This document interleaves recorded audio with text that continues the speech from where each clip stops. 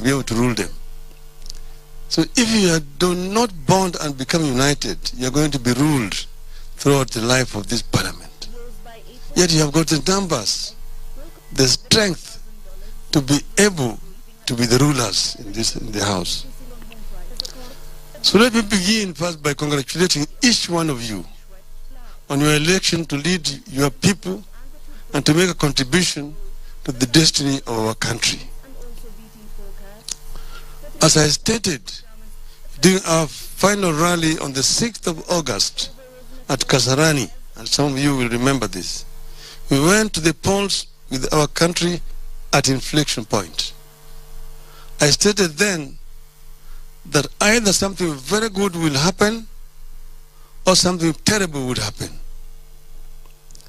I said we had a choice of the promised land, but the land of bondage was also within sight, and the Pharaohs was refusing to let our people go.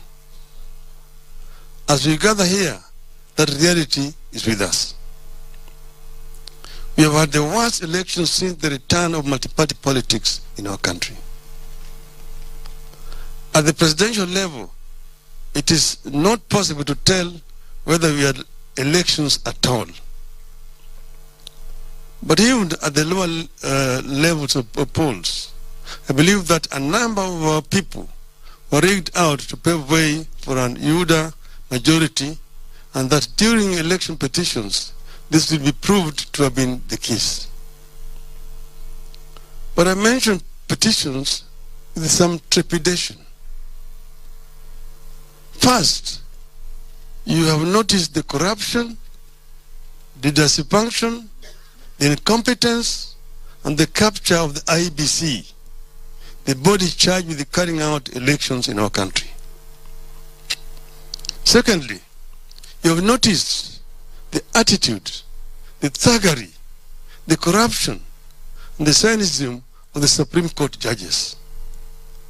The words that the Chief Justice used against us have never been used in our courts, even in the dark days of single-party rule and state capture of the judiciary.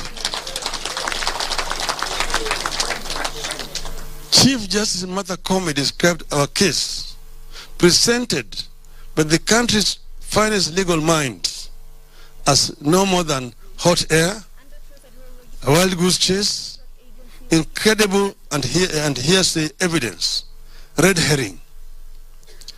These were words of the Chief Justice of the Republic of Kenya. It is my experience that whenever judges resort to insults on litigants and advocates, it is the result of a disturbed conscience. You have been here before. You have come from a judiciary that invested in threats and humiliation of litigants and advocates so that the country would not question them. That is the Supreme Court we witnessed in the presidential election case. We also have come from a judiciary that invested in intimidation. Today, the Supreme Court is threatening those talking against the judgment in the presidential petition. According to Madam Martha Koome, that judgment is not supposed to be discussed by anyone, anywhere. The court registrar has already issued threats on those who have criticized the despicable judgment of the court. In fact, Justice Isaac Lenaola is publicly accused of threatening one of the petitioners, Senator Okia Mtata, with the ruination over his stand on the court judgment. And he told him,